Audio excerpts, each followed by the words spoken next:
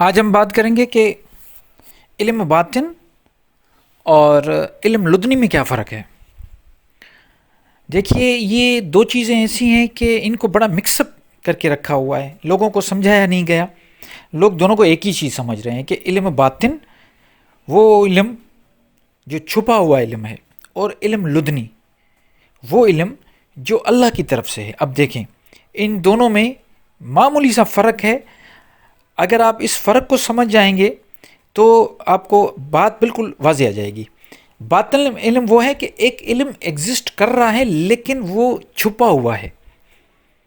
مطلب وہ آپ اس کو جب اس معیار پہ پہنچیں گے، اپنے جو آپ کا ایک نالج کی جو ایک معیار ہوتی ہے، اس میں آپ جب محنت کرتے ہیں اور علم حاصل کرتے ہیں تو اس لیول تک پہنچ جاتے ہیں کہ چھپے ہوئے علم بھی آپ کو مل جائیں تو اس کو علم باطن کہا جاتا ہے، کیونکہ وہ باطن میں ہے، چھپا ہوا علم ہے۔ کچھ چیزیں جیسے ڈسکور ہوتی ہیں۔ آج اگر آپ سائنس کو دیکھیں تو سائنس کا جو علم ابھی آپ کو نظر آ رہا ہے یہ تو ظاہری علم ہے، لیکن ایکچولی یہ علم باطن تھا، کیونکہ یہ چھپا ہوا علم تھا اللہ کا۔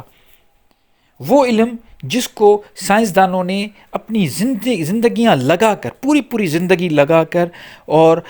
ساری رات بیٹھ کے اس پہ تجربے کیے، سمجھنے کی کوشش کی، تو پھر آپ کو وہ چیز جب آپ تھیوریز کے بعد جب چیز سمجھ میں آ گئی تو پھر ایک لا آ گیا، جیسے نیوٹن کے لا ہیں، فزکس کے لا ہیں، کیمسٹری میں جو چیزیں ہیں، بایولوجی میں دیکھیں، یہ ساری جو علم ہے یہ چھپے علم تھے، یہ علم باطن تھے جو آج ہمارے سامنے آ کے کھڑے ہو گئے، اور ہم ان کو حاصل کرنے کے بعد، سمجھنے کے بعد اپنی زندگی کو آسان کرنے کے لیے ان کو استعمال کر رہے ہیں۔ یہ علم باطن اور بھی بہت ساری، اور یہ سمجھیں کہ اس کائنات میں اتنے باطن علم ابھی بھی موجود ہیں کہ انسان کی پوری زندگی گزر جائے گی اور قیامت تک یہ جو علم ہے یہ انسان کھوجتا رہے گا، اور علم باطن کو علم ظاہر میں کنورٹ کرتا رہے گا، اور یہ ظاہری علم انسان کو ملتا رہے گا۔ اب آ جاتے ہیں علم لدنی پہ۔ اب لدنی لفظ جو ہے یہ ہے کہ جیسے اللہ تعالیٰ نے، میں بار بار یہ کہتا ہوں کہ یہ علم لدنی کا جو لفظ ہے یہ قرآن میں یوز ہوا ہے۔ اس کا مطلب یہ ہے کہ اللہ کی طرف سے کچھ ایسے علم ہوتا ہے جو اللہ کی طرف سے ملتا ہے۔ مثال کے طور پہ یہ اس کے خاص علم جو لدنی ہے وہ یہ ہے کہ آپ کو فیوچر کی معلومات مل جائے، کسی خواب کے ذریعے یا کسی اشارے کے ذریعے آپ کو یہ پتہ چل جائے کہ فیوچر میں یہ ہونے والا ہے، اور آپ کو چیزوں کا اس طریقے سے پتہ ہو، جیسے میں بار بار کہہ رہا ہوں کہ مستقبل کی چیزیں جب آپ کو سمجھ میں آنا شروع ہو، اس کو علم لدنی کہا جاتا ہے، لیکن اس کو علم باطن نہیں کہیں گے، کیونکہ علم باطن اور چیز ہے۔ علم باطن ہر کسی کے لیے ہوتا ہے، ہر ایک کے لیے یہ علم باطن موجود ہے۔ اب ہر کسی کو محنت کرنی ہے، اس پہ اپنی زندگیاں لگانی ہے، تب جا کے وہ علم باطن کو کنورٹ کریں گے علم ظاہر پہ۔ لیکن علم لدنی یہ ہر کسی کے کام نہیں ہے، یہ اللہ کی طرف سے اسپیشل عنایت ہوتی ہے۔ جیسے قرآن میں حضرت خضر علیہ السلام کے بارے میں فرمایا گیا کہ یہ جو اس کو جو علم دیا گیا ہے وہ میری طرف سے ہے، اللہ کی طرف سے ہے۔ تو علم لدنی اور باطنی علم میں یہ فرق ہے، اس فرق کو ضرور سمجھیے، کیونکہ میرا چینل کا مقصد یہی ہے، میں جو باتیں کرتا ہوں اس کا مطلب یہی ہوتا ہے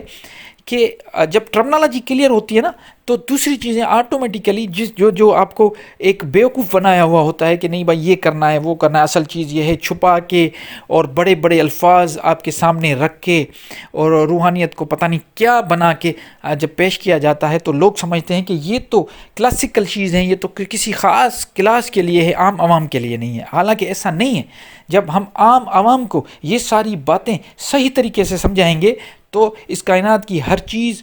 اللہ تعالیٰ نے ہر ایک انسان کے لیے برابر دی۔ آکسیجن سب کو برابر مل رہا ہے، کسی ہوشیار یا کسی عقل مند کو زیادہ اور کسی کمزور یا کسی بیوقوف کو کم، ایسا نہیں ہے۔ جب آسمان سے پانی گرتا ہے تو وہ جو بارش ہوتی ہے تو سب پہ بالکل برابر گرتی ہے، ایسا نہیں ہوتا کہ کسی کے لیے زیادہ۔ تو اللہ تعالیٰ نے جو ایک پوری وراثت کی ہوئی ہے وہ وراثت سب کے لیے ایک ہے، تو یہ جو علم ہے یہ بھی سب کے لیے ایک ہوتا ہے۔ تو ہمارا یہ کام ہے، جب اللہ تعالیٰ نے ہمیں اتنی